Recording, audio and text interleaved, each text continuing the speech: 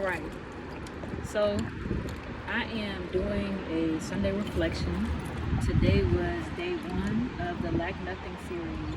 And there were three things that happened today that I believe God was saying specifically to me.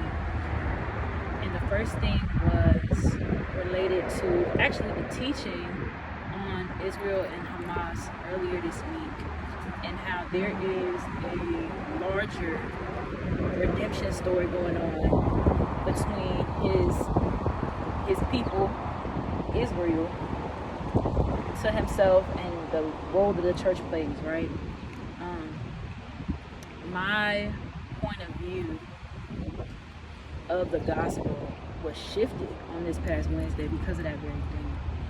Not really remembering that he had a people that he's been talking to before he began to talk to us, right? I understood that I was a Gentile, but I didn't understand that there was more to it, and not just a layered symbolic thing of like, oh, he's saying the same thing for everybody. But like, no, he's been very intentional and has a unique call for his folks. And we're not all being regarded in the same way. But we've been freely given the same thing, right? Which is very, I probably could expound on it a little bit more, but maybe it'll flesh out with the other two things, right?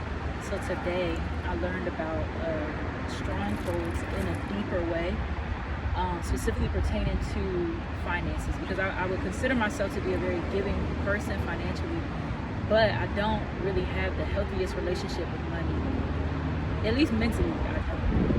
I still view it with caution, instead of really appreciating it as a resource and as an extension, right? Like, it can be a long distance form of love and a long distance form of diligence that I just never considered before.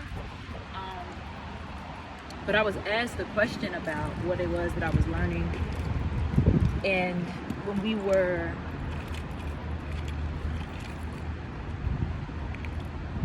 going through the scripture, a lot of the scriptures talked about having the generations after us in mind. And I thought about it, and I thought, shout out to my mom and daddy, because they had me and my sister in mind, and they had things lined up to where not only are my children, but my children's children are taken care of off of the strength of my parents, right? And I know that I didn't start from scratch, and so why do my children have to as well? Well, why do my children have to? Because I didn't start from scratch, so there is no real as well, right? I didn't have to start from scratch. Not even spiritually, actually. They raised me in the church, even if I didn't always have the best examples, right? The Lord has really been present with me for a very long time. So the first two things can be connected with the Lord's faithfulness. He's been with Israel since the beginning, and he's still got a plan for them. He's been with the church, the Gentiles, from the beginning. He's still got a plan for us as well. And he keeps saying, like, there's an active role that you have. And it's actually helping me with addressing the internal things, right? When I have more of a broadened view when it comes to my faith, it makes the internal personal things that only I can face with the Lord more faceable. They don't seem insurmountable. Like, there's evidence everywhere that the same God that has been with the nations, he's with me in my heart where nobody else can go. Like, he's with me in my mind where nobody else is able to go. And then I was able to talk to my girl Celine. Not to give too much, but this past Saturday, she spoke up and spoke out, and that act of obedience of her putting the devil to shame and